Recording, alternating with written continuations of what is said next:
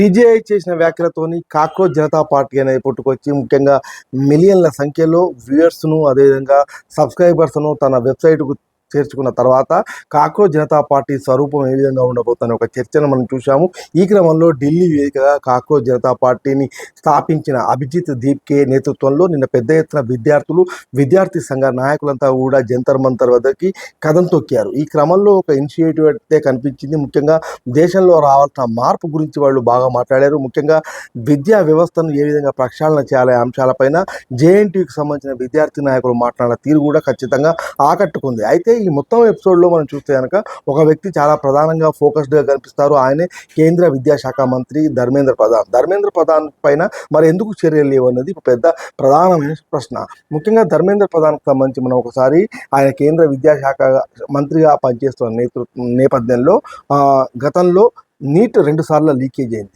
CBSE ఫలితాలు గందరగోళంలో పడ్డాయి. మరొక వైపు నెట్ను రద్దు చేశారు. ఈ నేపథ్యంలో మొత్తంగా ఆయన పూర్తిగా ఫెయిల్యూర్ అయ్యాడు. ఆయన రాజీనామా చేయాలని చెప్పేసి ఇప్పటికే డిమాండ్ ఉంది. ఈ నేపథ్యంలో కాక్రోచ్ జనతా పార్టీ కూడా దాన్ని పూర్తిగా డిమాండ్ చేస్తుంది. అయితే ధర్మేంద్ర ప్రధాన్ ఎందుకు ఎన్డీఏ సర్కారు పక్కన పెట్టడం లేదనే ప్రశ్న కూడా ఇప్పుడు తలెత్తుతుంది. ముఖ్యంగా ధర్మేంద్ర ప్రధాన్ 1983 నుంచి ఆర్ఎస్ఎస్లో పనిచేస్తున్నారు. ఆయన ఆర్ఎస్ఎస్ బ్యాక్ ఎండ్ ఉన్న వ్యక్తి. ఈ నేపథ్యంలో ఆయన ముట్టుకుంటే ఏం జరుగుతుంది అనే ఒక క్యూరియాసిటీ అదేవిధంగా పరిణామాలను అంచనా వేసి ఎన్డీఏ సర్కార్ ఆయన వైపు చర్యలు తీసుకోకుండా జాగ్రత్త పడుతున్నా అనే ఒక చర్చ జరుగుతుంది. మరొక వైపు అదే జరిగితే కనుక NDA versus RSS, BJP versus RSS అన్నట్టుగా మీడియా దాన్ని కథలుగా తీసుకొచ్చే అవకాశం ఉంటుంది. ఇంకొక వైపు ప్రతిపక్షాలు దాన్ని అడ్వాంటేజ్గా తీసుకునే అవకాశం ఉంటుంది.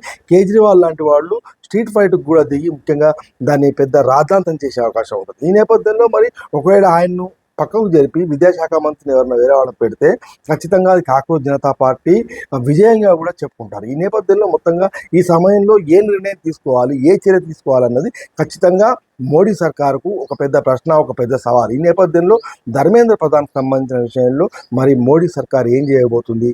ఒకవేళ ఇప్పుడు కాక్రోచ్ జనతా పార్టీ డిమాండ్ చేస్తున్నట్టుగా వారం రోజుల్లో ఎలాంటి నిర్ణయాలు ఉంటాయి అనేటివన్నీ కూడా ఆసక్తికరమైన ప్రశ్నలుగా మన ముందున్నాయి.